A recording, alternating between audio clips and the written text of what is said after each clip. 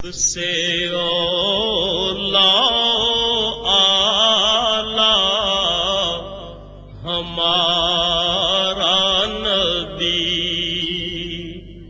سب سے اولا آلہ ہمارا نبی، سب سے بالا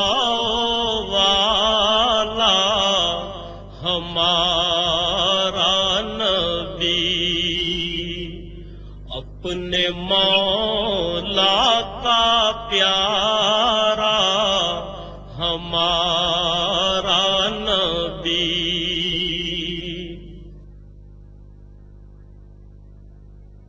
اللہ اکبر، اللہ اکبر۔ مسجد کو اسلامی معاشرے میں بنیادی اہمیت حاصل ہے، جہاں عبادات کے علاوہ دیگر سماجی عوامل بھی انجام پاتے ہیں۔ قرآن کریم نے ان الفاظ میں مسجد کی اہمیت واضح کی ہے۔ اللہ کی مسجدوں کو وہی لوگ آباد کر سکتے ہیں جو اللہ اور روز آخر کو مانیں اور نماز قائم کریں، زکوٰۃ دیں اور اللہ کے سوا کسی سے نہ ڈریں۔ انہی سے یہ توقع ہے کہ سیدھی راہ چلیں گے۔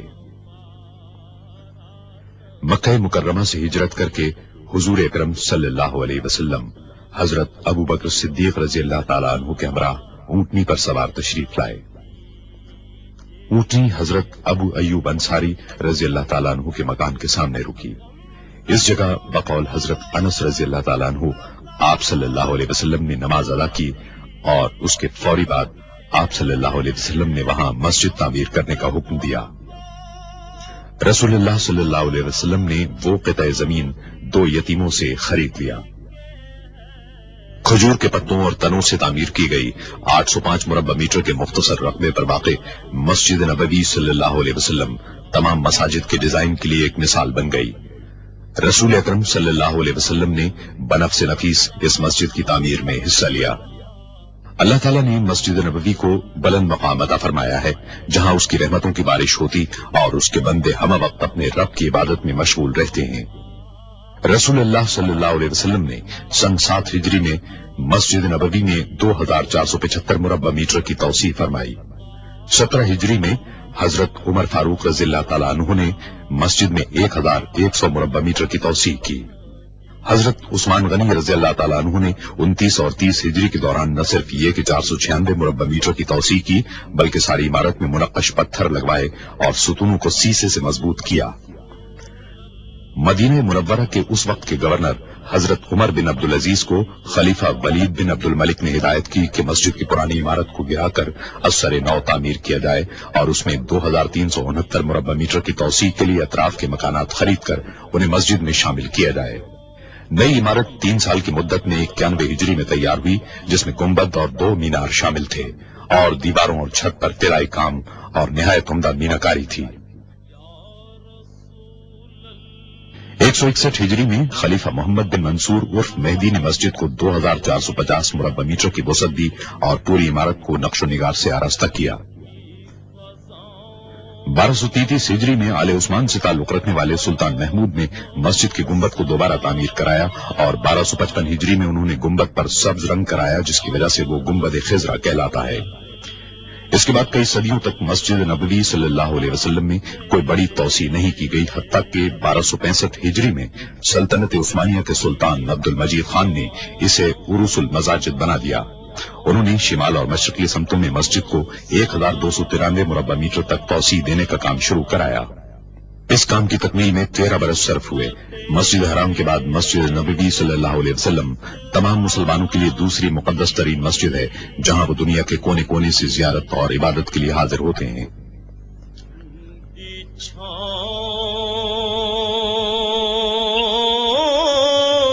سلطان عبد المجید کے بعد مسجد میں کسی قسم کی توسیع یا تبدیلی نہیں کی جا سکی، اگرچہ یہاں آنے والوں کی تعداد میں مسلسل اضافہ ہوتا رہا۔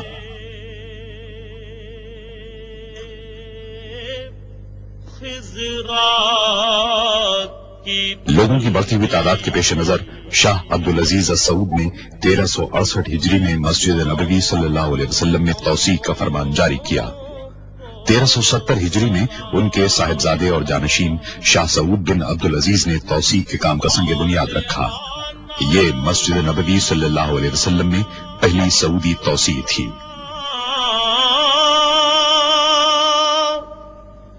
جو طواف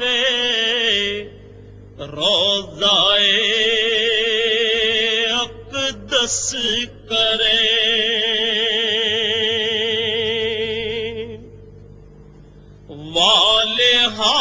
محدود آلات اور مشینری کی قلت کی وجہ سے زیادہ تر کام ہاتھ سے ہی کرنا پڑا۔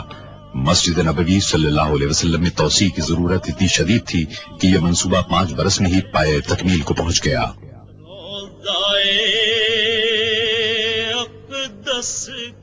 اس توسیع سے ترکی کے عثمانی دور کی مسجد کا رقبہ دگنا ہو گیا اور مسجد نبوی صلی اللہ علیہ وسلم میں تبدیلیوں کے ایک جامع عمل کا آغاز ہوا۔ وجد کرتی ان ہواؤں کو سلام۔ فضائی سفر کا سلسلہ شروع ہونے کے بعد سے عازمین حج اور عمرہ کرنے والوں کی تعداد میں تیزی سے اضافہ شروع ہوا۔ 1375 ہجری میں عازمین حج کی تعداد 1 لاکھ تھی، جو 1390 ہجری میں 10 لاکھ ہوئی اور اس کے بعد کے عشرے میں 20 لاکھ تک جا پہنچی۔ بعض ماہرین کی پیشگوئی ہے کہ آئندہ عشرے میں عازمین حج کی تعداد 50 لاکھ ہو جائے گی۔ 1393 ہجری میں شاہ فیصل نے عازمین حج کی بڑھتی ہوئی تعداد کے پیش نظر شیڈ تعمیر کرانے کا حکم دیا، تاہم اس کا مستقل حل تلاش کیا جانا ابھی باقی تھا۔ جو مدینے کے گلی کوچوں میں 1402 ہجری میں خادم حرمین الشریفین شاہ فہد بن عبدالعزیز نے مسجد نبوی صلی اللہ علیہ وسلم میں ایک مرتبہ پھر توسیع کرنے کا فرمان جاری کیا۔ خادم حرمین الشریفین کی ذاتی نگرانی میں 3 سال کے مطالعے اور جائزے کے بعد مسجد کی توسیع کا نقشہ تیار کر لیا گیا، جس کے نتیجے میں مسجد کو اس کے موجودہ رقبے کے مقابلے میں 5 گنا توسیع دینا تھا، اور رسول اللہ صلی اللہ علیہ وسلم کے دور کی مسجد کے مقابلے میں اس کی توسیع 100 گنا تھی۔ ان فقیروں 9 صفر 1405 ہجری کو خادم حرمین الشریفین نے اس عظیم الشان توسیع منصوبے کا سنگ بنیاد رکھا۔ گداؤں کو سلام۔ شاہ فہد نے منصوبے کی تکمیل کی مدت 6 سال مقرر کی۔ اس میں بہترین تعمیراتی سامان اور جدید ترین تعمیراتی طریقوں کے استعمال کا فیصلہ کیا گیا۔ خادم حرمین الشریفین کی خواہش تھی کہ ایک ایسا مرکز تیار کیا جائے جہاں عبادت گزاروں اور شہریوں کو بہترین سہولتیں اور خدمات فراہم کی جا سکیں۔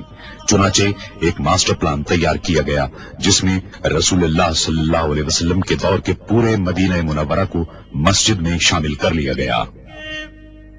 صبح اور شاموں کو سلام۔ قدیم شہر صدیوں سے عازمین حج کی خدمت کر رہا تھا، لیکن ان کی بڑھتی ہوئی تعداد نے صورتحال کو پیچیدہ بنا دیا اور شہر میں جدید ترین سہولتوں کی فراہمی کے لیے مسجد نبوی صلی اللہ علیہ وسلم کی توسیع بنیادی اہمیت کی حامل تھی۔ منصوبے کا پہلا کام قدیم عمارتوں کو منہدم کرنا تھا۔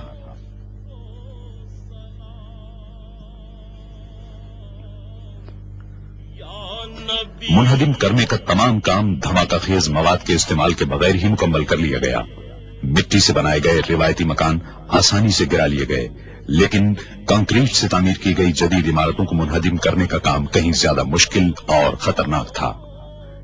اس کا حل انجینئروں نے یہ نکالا کہ ایسی عمارتوں کی بنیادوں کو ایک خاص حد تک کمزور کر دیا جائے، جس کے بعد انہیں گرانا مشکل نہیں رہا۔